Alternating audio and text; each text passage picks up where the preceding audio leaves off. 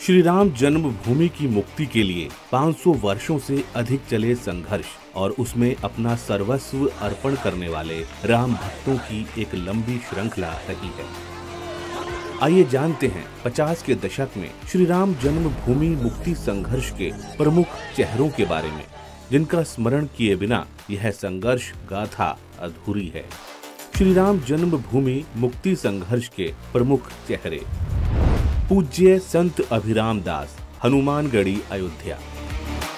दरभंगा, बिहार के रहने वाले रामानंद संप्रदाय के इन नागा वैरागी का संबंध निर्वाणी अखाड़े से था। वे कुश्ती लड़ते थे और हिंदू महासभा के सदस्य भी थे।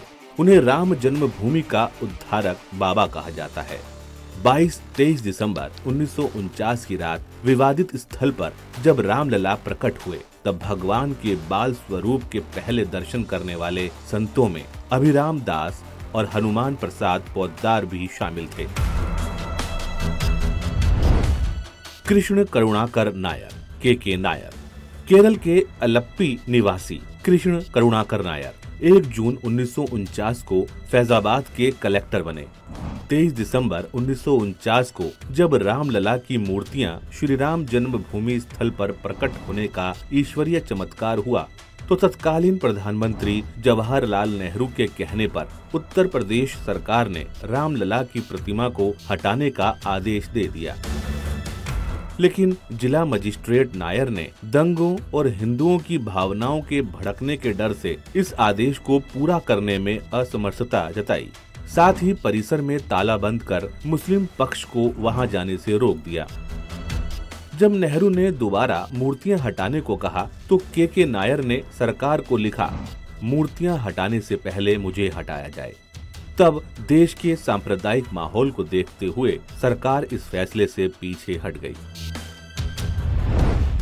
परम पूज्य देवराहा बाबा, भारतीय संत परंपरा के अलौकिक सिद्ध संत महर्षि पतंजलि के अष्टांग योग में पारंगत बाबा कहां से आए, कब जन्म हुआ, उनका जीवन आज तक लोगों के बीच रहस्य है।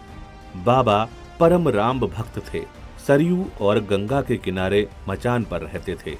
देश विदेश की नामी हस्तियां बाबा की भक्त थीं।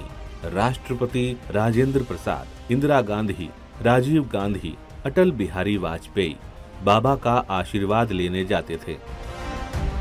जनवरी 1984 में इलाहाबाद कुंभ के मौके पर उस धर्म संसद की अध्यक्षता बाबा ने ही की थी, जिसमें राम मंदिर के शिलान्यास की तारीख 9 नवंबर 1989 तय हुई थी। शिलान्यास के गतिरोध के बीच प्रधानमंत्री राजीव गांधी बाबा से मिलने गए। देवराहा बाबा ने राजीव गांधी से कहा, बच्चा हो जाने दो, और इसके बाद से ही श्री राम जन्मभूमि आंदोलन और तीव्र होने लगा। महंत रामचंद्र दास परमहंस। महंत रामचंद्र दास परमहंस अयोध्या आंदोलन के ऐसे संत हैं जो मूर्तियां प्रकट होने से लेकर ढांचा ढहाए जाने तक की घटनाओं के साक्षी रहे हैं।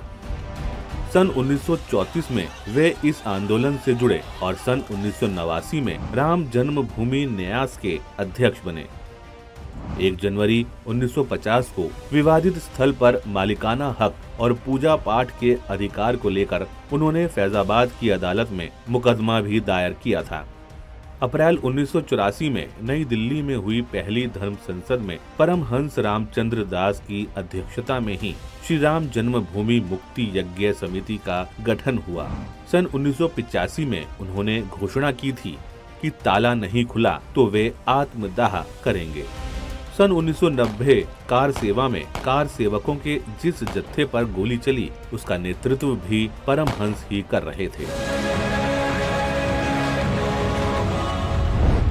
महंत अवेद्यनाथ उत्तराखंड के पौड़ी जिले में जन्मे कृपाल सिंह बिष्ट 1940 में अवेद्यनाथ बन गए। 1942 में दिग्विजयनाथ के उत्तराधिकारी नियुक्त हुए तो 1969 में गोरक्षनाथ पीठ के शीर्ष गद्दी पर बैठे। वे मंदिर निर्माण के लिए उच्चाधिकार प्राप्त समिति राम जन्मभूमि न्यास के अध्यक्ष भी रहे। 6 दिसंबर 1992 के ध्वंस के मुख्य आरोपियों में महंत अवेद्यनाथ भी रहे। महंत अवेद्यनाथ श्री राम जन्मभूमि मुक्ति यज्ञ समिति के पहले अध्यक्ष थे। विवाद के हल के लिए सरकारों से सबसे ज्यादा बातचीत करने वालों में वे एक थे। स्वतंत्रता के उपरांत श्री राम जन्मभूमि की मुक्ति के लिए हुए इस आंदोलन ने करोड़ों राम भक्तों की सहभागिता से इसे दुनिया का सबसे बड़ा शांतिपूर्ण और अनुशासित जन आंदोलन बना दिया।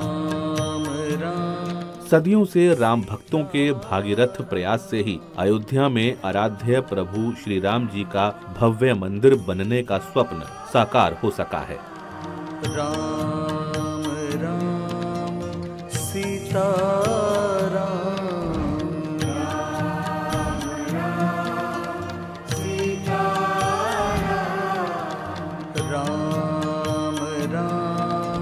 सीता